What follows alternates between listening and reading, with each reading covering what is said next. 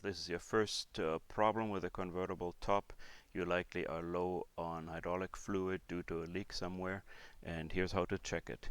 The pump is hiding forward of this panel, but there are access tabs to check out the pump.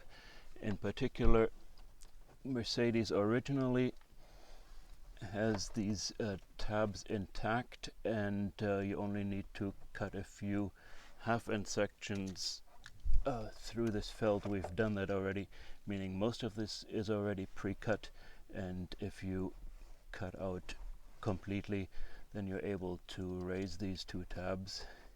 This tab here, the bigger one, is for inspection of the fluid level. Now we're going to zoom in here a little bit, and you can see back there the hydraulic pump. You see a little bit of yellow fluid on the bottom, and farther up to the top are two white lines. Those are actually the minimum and maximum marker for the fluid level in the pump, meaning this pump is about an inch low on fluid and it won't move a thing anymore.